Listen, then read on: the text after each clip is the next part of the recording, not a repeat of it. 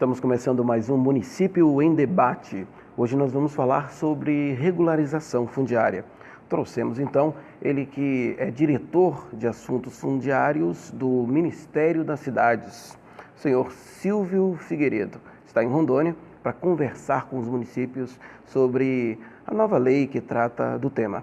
Silvio, seja bem-vindo aqui ao Município em Debate. Falar um pouco então dessa lei 13.465 de 2017.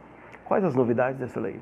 Entendemos que houve um grande avanço. Existem alterações significativas em todos os procedimentos nas ações de regularização fundiária. Então foi uma discussão que foi desenvolvida durante 3-4 meses, onde procuramos entender e conhecer quais eram os gargalos da regularização no país. Não podemos esquecer que em 2009, também através de uma medida provisória que foi a 459, inclusive semelhante, foi que criou a Lei 11.977, de julho de 2009, que implantou o programa Minha Casa Minha Vida no país. Essa lei tinha um capítulo 3 que cuidava da regularização fundiária. Então, partindo já dessa legislação antiga, e ao longo desse tempo todo, até o ano passado, nós conseguimos identificar que realmente havia uma série de gargalos que dificultava muito o trabalho, as ações dos municípios.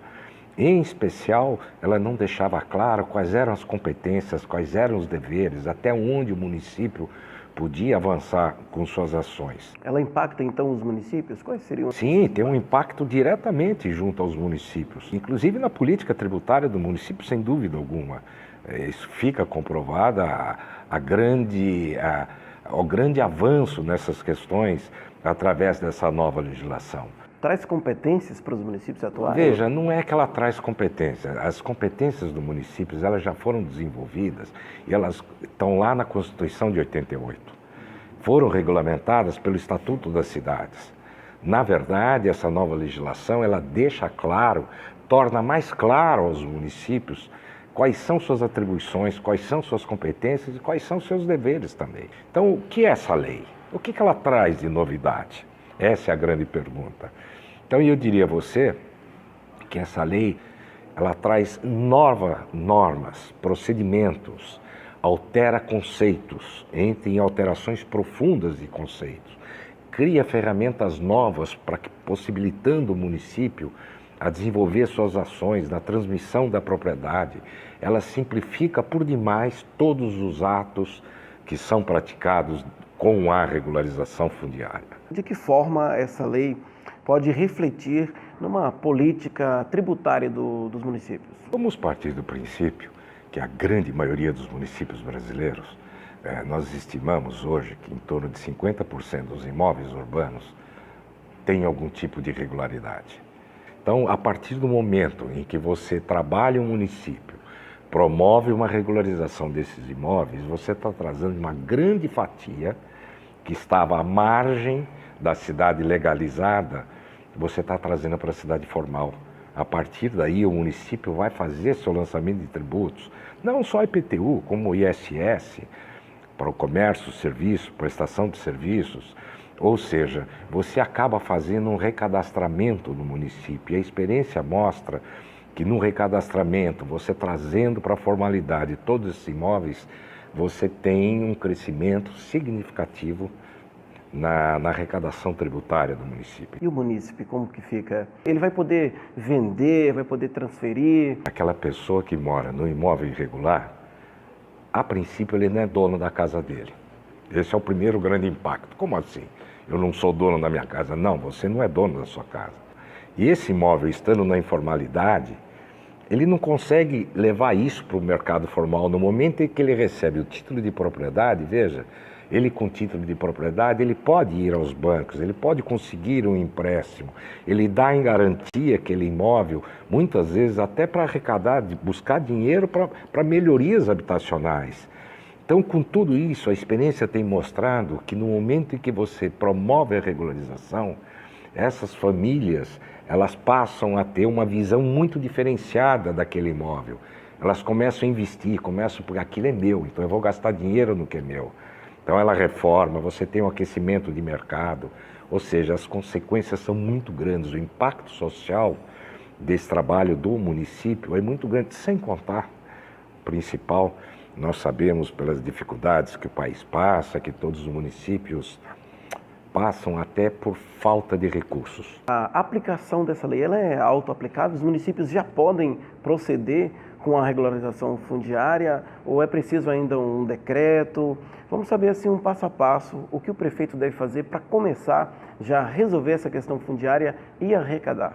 A lei, ela deixa claro que os municípios que não têm uma legislação específica, eles já podem de imediato começar a promover a regularização Não fundiária. precisa submeter ao poder legislativo local? Não. Veja, o desejável é que os municípios, a partir de um diploma legal federal, que eles façam as adequações em suas legislações. Porém, sabemos das dificuldades dos municípios pequenos, que tem uma grande dificuldade até no desenvolvimento de projetos de lei. Então a lei deixa claro, a falta da legislação específica não impede a realização da REURB, da regularização. Então esse é um primeiro ponto. Essa lei, ela independe de regulamentação para aplicação. Temos aí vários exemplos de municípios que já estão atuando, que já estão fazendo, inclusive, entregando títulos de propriedades, mesmo antes da regulamentação. Final de novembro, início de dezembro, Manaus tem uma previsão de entregar mais de 5 mil títulos. No Pará, nós temos uma previsão em torno de 13 mil títulos. Rurais e urbanos, né, Silvio? Urbanos. Mas a lei contempla os modos A legislação, essa lei, na verdade, ela veio como se fosse um código da regularização no país. Um código fundiário. Seria um código fundiário, podemos dizer.